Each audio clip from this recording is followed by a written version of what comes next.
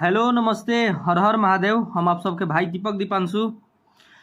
तो भैया आप सबके स्वागत बाटे हमारे यूट्यूब चैनल में दीपक दीपांशु में। तो आज हम लोग सब खातिर लेकर के आइल बानी बहुत एगो जबरदस्त लगन के तगड़ा गाना बाटे।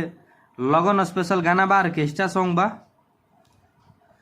तो हमारा ऐसा ना पूरा विश्वास बा कि गाना ई वीडियो आप सबकी मैटर बहुत ज़्यादा एकदम बेहद पसंद आई, अच्छा लगी और आप सबके प्यार आशीर्वाद और प्यार सपोर्ट अपने भाई के और इस चैनल के जरूर मिली।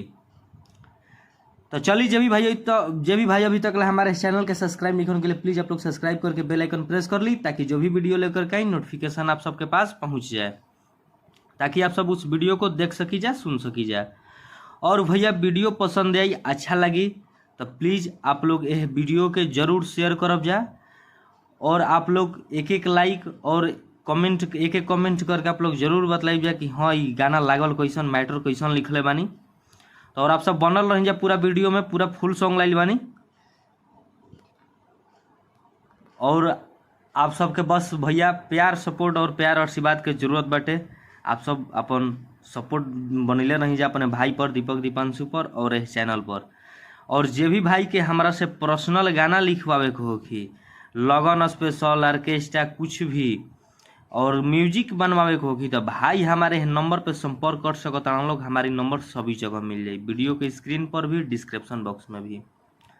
तो चलिए वो सबके हम ज़्यादा देर ना करते हुए मुखड़ा के डमी करके सुनावता नहीं। सिंगल गाना बा और जहाँ 2 बार बा जा खुद हम लिख दिले बानी 2।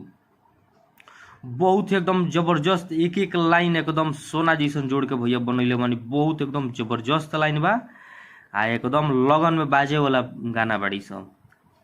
तो चलिए वो सबके हम डमी कर देता नहीं मुखड़ा के। वीडियो में बनल रह जा, ध्यान से सुनब जा, ध्यान से देखब जा, मैटर समझ में आई कि मैटर का होता का।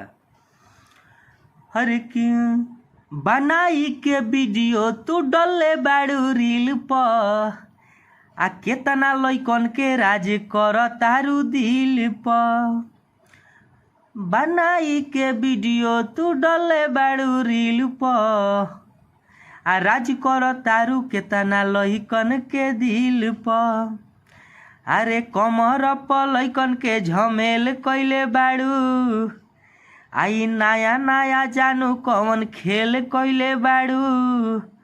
आ परीक्षावन में के होत बाटे वीडियो वायरल, एक करेजा तू नचनियों के फेल कइले बाड़ू।